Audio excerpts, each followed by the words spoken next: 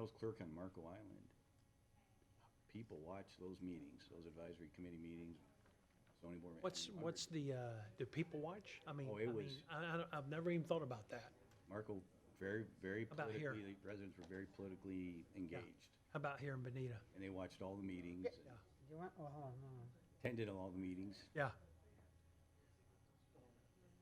You have any analysis about that in Bonita? Like the watching? Things don't seem to be as contentious. I mean, Yeah. Marco, islands, they say, are a little bit more Yeah, contentious than, rumble tumble. Anything that has the word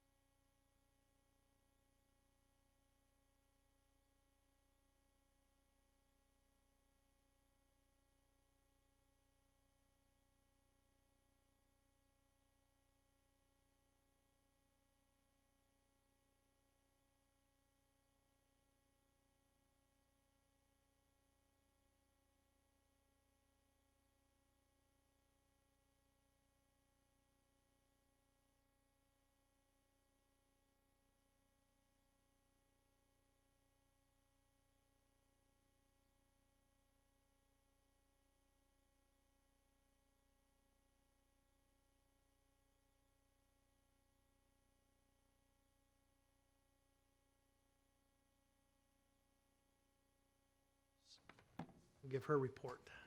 Good morning. I'm just going to go over how we got to the indigenous preservation requirements and condition. So I've showing here a flux map, a land cover map of the original PD area. Now it's a little zoomed out, but so the native areas were the mangroves. This is gonna work here. In this area, and there was then some scattered native vegetation, oak, pine, cabbage palm throughout the site that was considered native, and let me also just pull, sorry, so I can read it myself. And then there was a small freshwater wetland in the northeast corner. I keep pushing the wrong button, sorry. Of the site here that was highly disturbed, and I don't believe that was even included into the original native vegetation. Sorry, what does highly disturbed mean? That's a new one on, With invasive vegetation, the bad guys are in there. yes. It's actually was labeled an exotic wetland hardwood, because of how much invasive non-native vegetation was in it. That was the designation. Exotic hardwood. Wetland hardwood. So it's still considered a wetland, a freshwater wetland, but it was so much invasive vegetation in there. Like That- Brazilian? Not indigenous. Yes, it was a We brought big in Brazilian. variety of yes, nice variety because of this site. So the site had not been managed, that there were a lot of invasive non-natives present. So there was originally about 11 acres of native vegetation on site. So I didn't show the additional lands because those have been permitted and although not fully developed out, so we didn't consider that in as part of the native vegetation for the site. However, that still increased their open space requirements overall because of the addition of 5 acres in, which they are committing to meet on the site.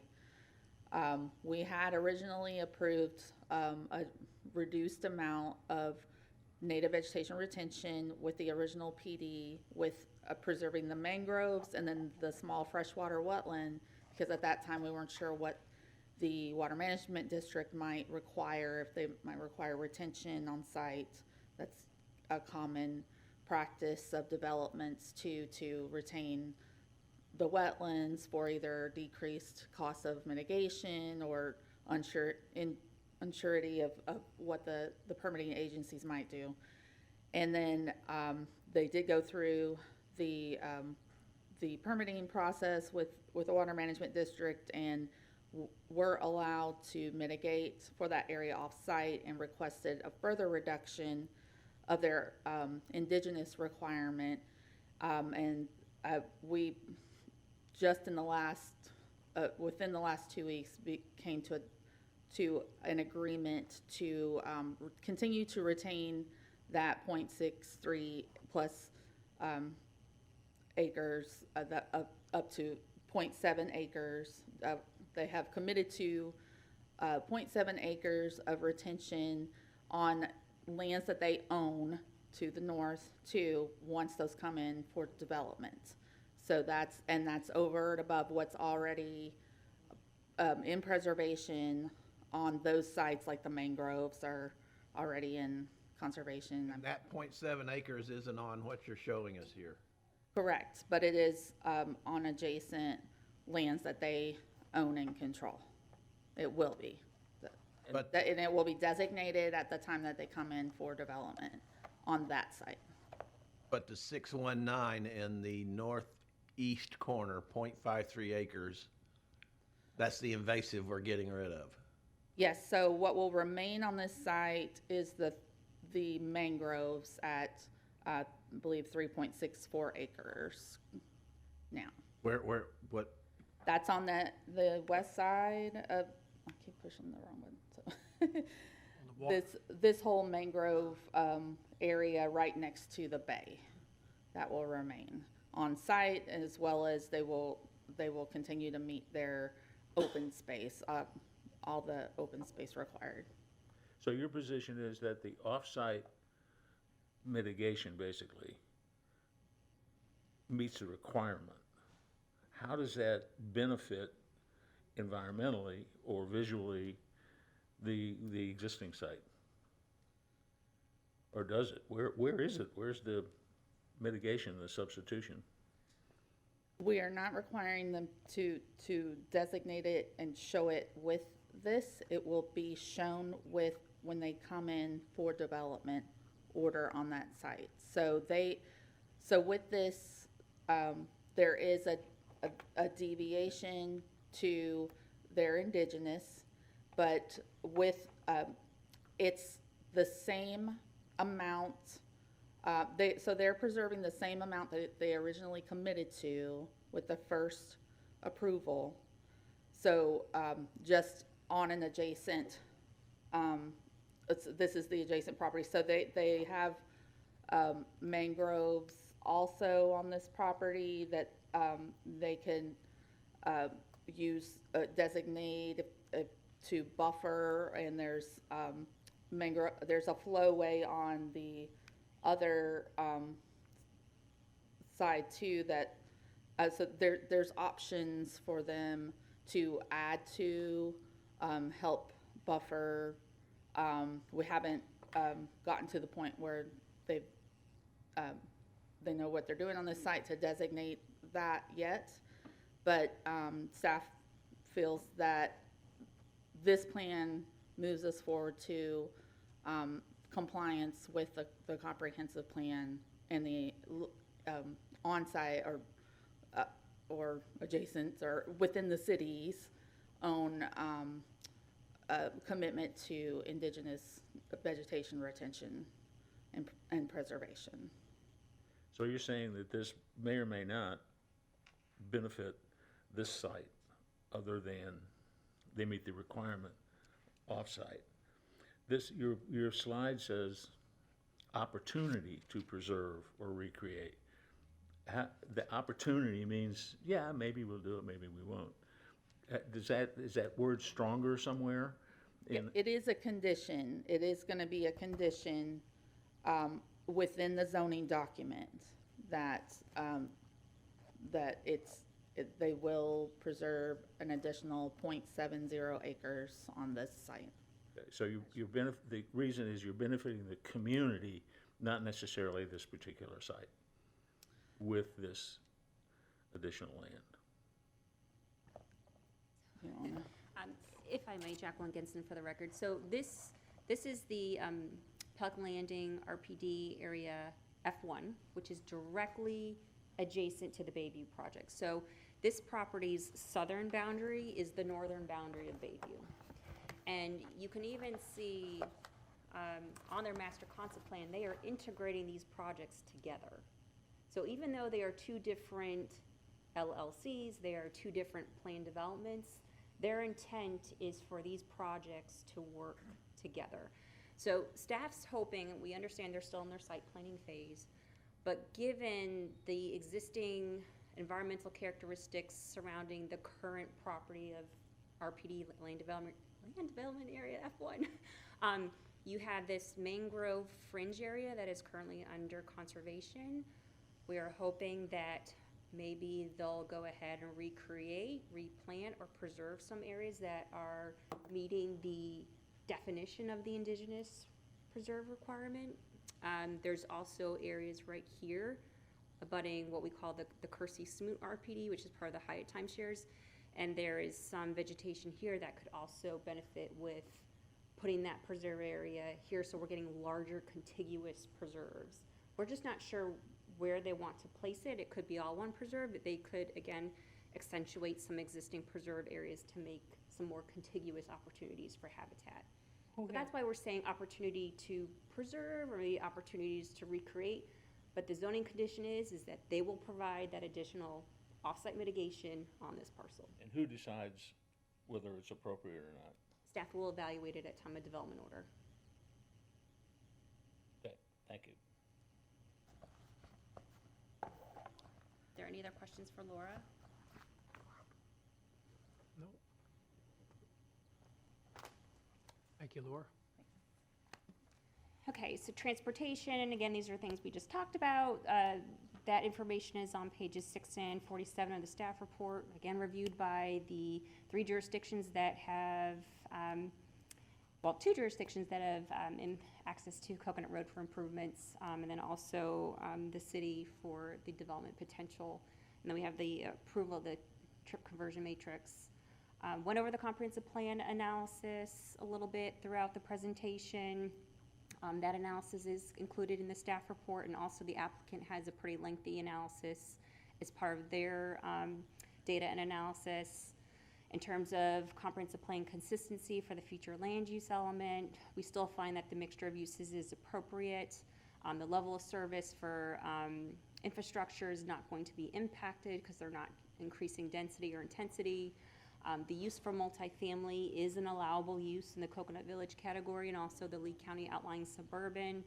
In terms of compatibility, taking 75-foot tall buildings and doing a lower footprint actually might be something that's a little more palatable to some of the residents in El Dorado Acres. So we found that compatibility analysis to be consistent. And then again, this is just a slide that the applicant prepared, and I made one minor modification just to go ahead and identify the Pelican Landing CPD RPD parcel F1. That eventually the applicant will come in for permit for the development that was adjudicated as part of the litigation with WCI. But again, we did a pretty extensive compatibility analysis as part of the 2021 amendment when they were increasing tower height and adding the restaurant use. So in this instance, to go ahead and add a different dwelling unit type at a lower intensity and lower height, staff did not find an inconsistency in terms of compatibility. Would you go back to that a minute, please, that slide? Oh. The other back button. So the portion on the east where the Kernsey Smoot Sales Center is, that's another parcel. That's an added one. Did I see that? That's Right, that's the 5.3 acres that's okay. being requested for addition. So So the Kernsey Smoot Sales Center is So another one that's gonna get raised? Kersey Smoot, all right, so Kersey Smoot, that planned development is where the Hyatt timeshares are. And They don't have anything to do with anymore, do they? Anyway, never mind, go ahead. so that's just where it's referenced, but that is the timeshare sales center for the Hyatt timeshare property, which is up Up in there. north of there. And they're not, that's coming down. That would be correct, so they could build their development. I don't know what agreements they have in place. That's something London Bay can answer if you'd like. No, I'm okay. And there's a lake just north of that building? Is that lake retention or ornamental or part of the golf course? Is that a lake I'm looking at? Pond? Mud puddle? We have, well, Jackie LaRoque from Atwell or Laura could probably answer that. Laura's walked the property. Good morning, Jackie LaRoque with Atwell. I'm one of the professional engineers on the project. That lake is an existing water management lake. With the redesign of the property, we are redesigning the entire water management system. It's been approved with the city already through a development order and through an ERP. Stormwater management system Yes, sir. for the whole property in yellow. Yes, sir. Based on which plan? The development order that's currently approved has that lake already being refilled and rerouted, as well as the amendment that's in review right now. It shows up on that plan as well.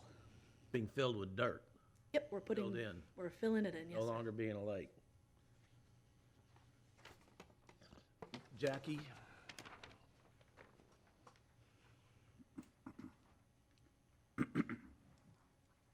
Have you got that as a slide somewhere?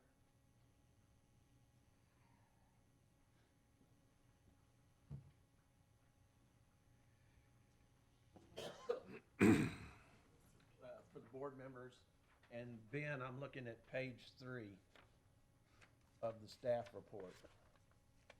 Page 3 of 14, August 7, 2003. Yeah, Member Gambrell, I do not I have the existing. don't think we've seen it up on the screen. So the folks at home can see it. So that shows, for the board members that can see it, it shows several dry detention areas.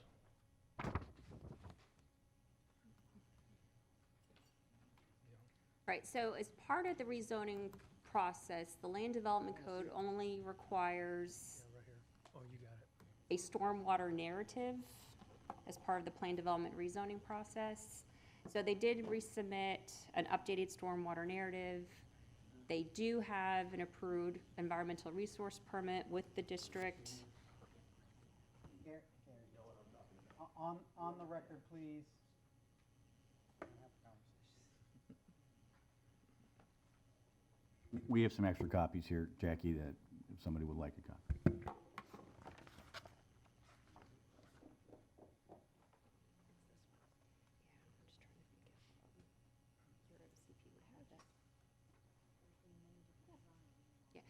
Is there a specific question? Yeah, how do we get from, that plan is approved, has been previously approved, correct? Correct, and it's, so what the conditions typically state is that the plans have to be generally consistent with.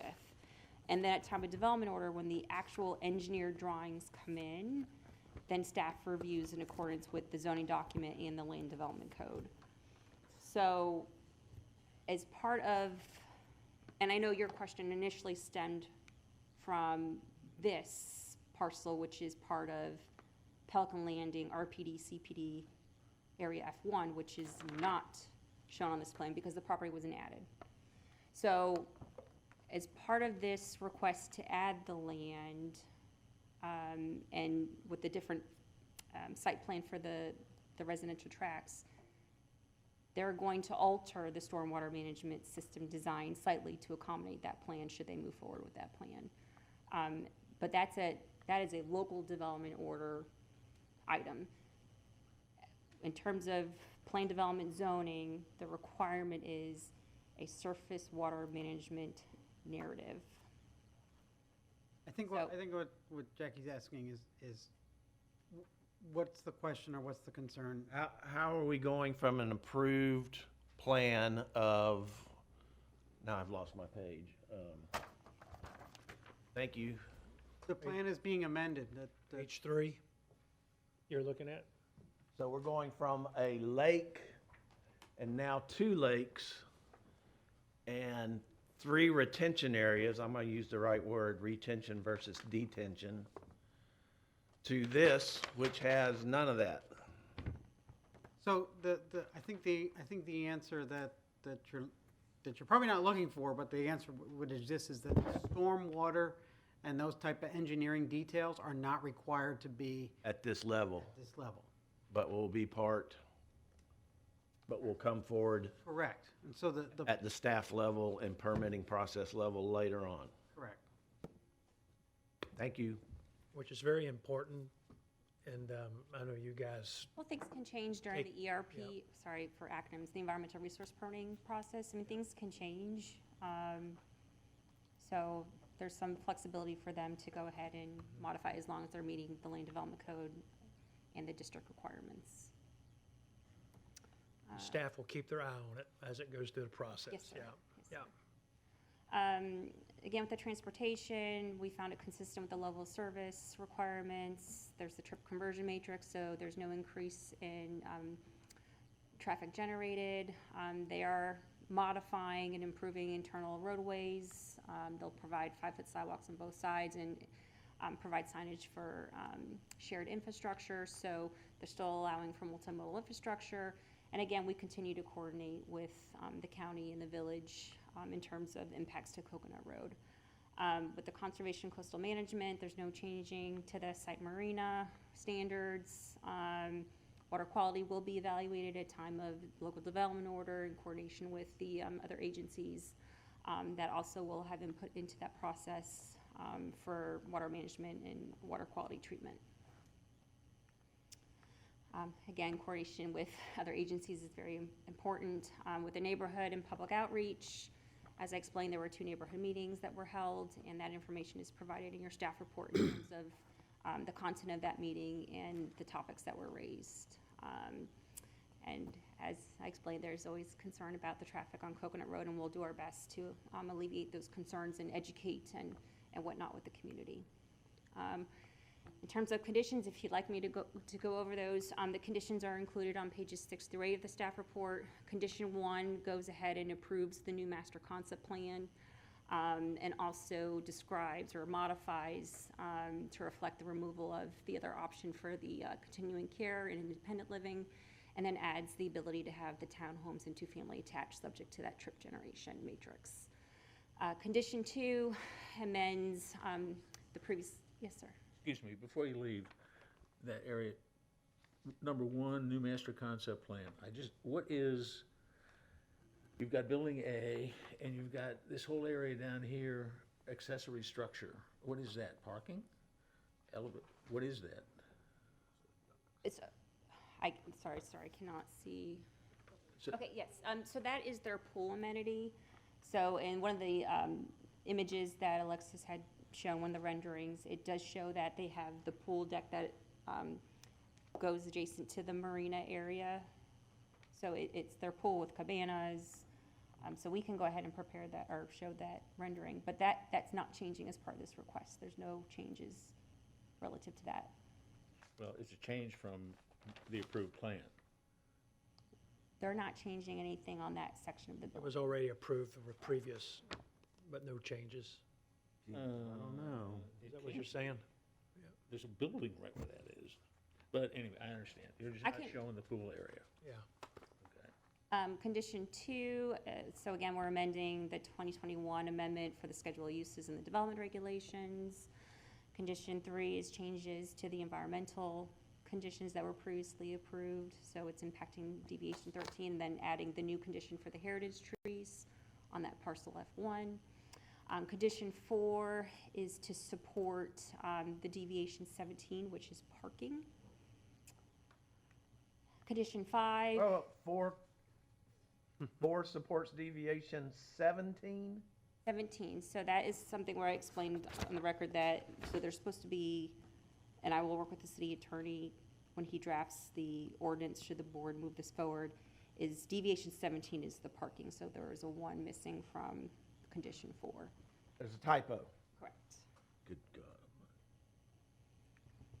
Condition 5 addresses the conditions to support deviation 18, which is the complete streets, and we've used this condition in other projects such as Bonita Grand, MPD, and also Bonita Grand Lines. So that is something that is not new that we don't support. Condition 6 addresses the conditions to support the temporary signage program. Condition 7 is just what we call a boilerplate condition. Just says, just because you have your rezoning approved doesn't mean that you are guaranteed local development order approval. And then condition 8 just memorializes that the other 2 zoning documents still remain in full force and effect unless modified by this request. And the last slide is the findings that we use to evaluate our recommendation. So that's also summarized in that table of the last page of attachment A. And if you have any other questions for staff, we're happy to answer. And again, I have Tom Ross on the line. Back up one slide, please.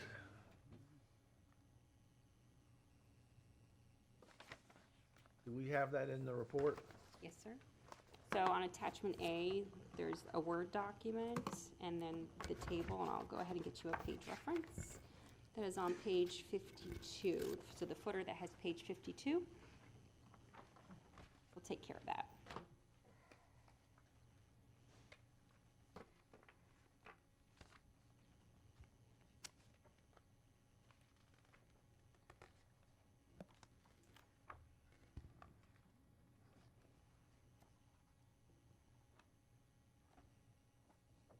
Can you see it from there, this page 52? Okay.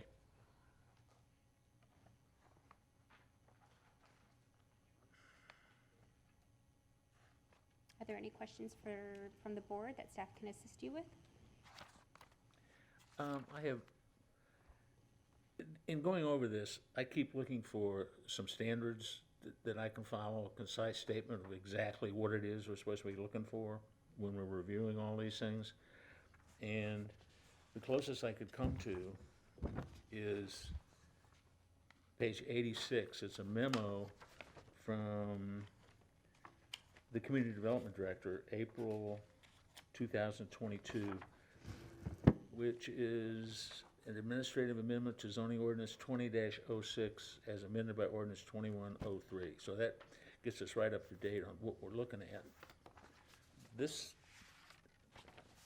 whereas, and this is the closest thing to a standard that I could find in anything we've looked at. So that document there was an administrative amendment that the city council allowed staff to go ahead and prepare, so there wasn't confusion at the last public hearing regarding the accessory structure amenity and moving the building a little closer in. So, but that's part of the zoning backup to for the existing zoning that binds the property. So you're So saying its standards that are, so your standards of review for any requests are on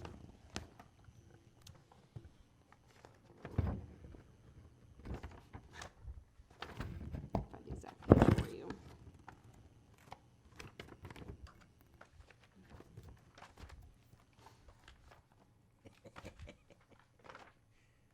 Could it possibly be page 8? No, it's page 44. So page 44 is, again, the analysis by staff.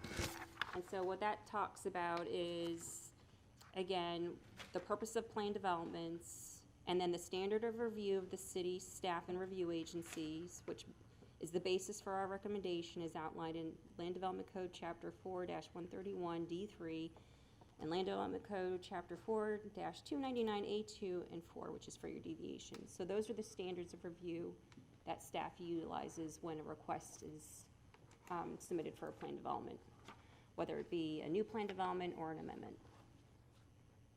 So in this case, because it's a plan development amendment that triggers the public hearing review, it is procedurally processed through the same process as if it were a new plan development, procedurally. Okay, so when John Dolmer says, whereas it is found that the proposed amendment, which is basically everything we're looking at, does not increase density or intensity within the development, does not decrease buffers or open space required by the LDC or zoning resolution, does not underutilize public resources or infrastructure, does not reduce total open space buffering, landscaping to preservation areas, and does not otherwise adversely impact surrounding land uses.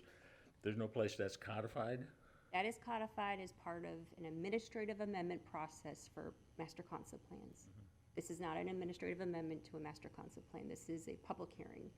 So the public hearing requests are processed by the code section that I mentioned on page 44. The information you just cited there is in the land development code for plan developments. There's a section on amendments to master concept plans. And the director has the authority to review amendments to approve master concept plans, subject to certain findings. So the findings that you read are those requests that the director may review and approve should we choose administratively. Well, they are standards. Yeah, but Yes. I think we're getting off the topic here. I think the question is, did the memo appears to lay out the standards. Those are for an administrative amendment that was previously approved. The standards that you're subject to are section 4-131 sub D. And these findings are the required standards that you go through. The ones on the screen. Yeah, because, I like again, the not to get administrative off topic, but standards better. yeah, so what it essentially, sir, is if an administrative amendment came in and it reduced required open space, it had an adverse impact on infrastructure, that would then have to go through a public hearing. So we are here today at a public hearing based on the scope of the request. Okay, I got it. Thanks. Any other questions for staff? Or let you deliberate. We're here to answer if you have any other questions. And again, we have Tom Ross on the phone as well. Is there any public hearing? Yeah. Don't see that's- any members of the public, but, Any public hearing? all right, that's done. All righty. All right. Any other questions? Thank you, Jackie and staff, as always, doing a great job. I guess we're at a time to make a motion? Is that where we're at? So anybody want to make a motion?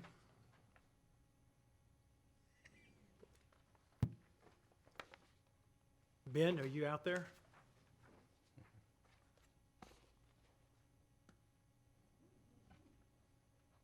Hello, Ben. Did we lose Ben? Ben, are you? Mute. Okay, now can you hear me? There you go. Gotcha. Okay, sorry, I'm not a technical genius here. We're at a place where we want to make a motion now. Anyway, I'd like to make a motion, and that is I'd like to make a motion to approve the Bayview on Estero Bay Residential Plan Development, commercial plan development, with the approval also of the required deviations that has been approved by the staff. Anybody want to second that? I'll second that motion. All righty. Are we ready for a vote? Roll call, please. Roll call. Okay. Mr. Galloway, No. Mr. Nguyen, Yes. Mr. Benson, Yes. Ms. Waterhouse, Yes. Mr. Gambrell, No. Mr. Hershenson. Yes. The motion passes 4-2. All righty. And then item number 8 there, case update on Hickory Boulevard variance. Is that something that we need to do a, For the record, Jacqueline Genson, that case was scheduled just a few weeks ago where it was approved by the city council. okay? In our next meeting, September 19th, 9 a.m. tentative. We still good with that? We'll keep you informed if that changes. Okay, very good. Well, thank you for everybody's attendance, and at this time, the meeting is closed, I guess, or what's the right wording? Make a motion that we Oh. close the meeting. Do we, oh, we got.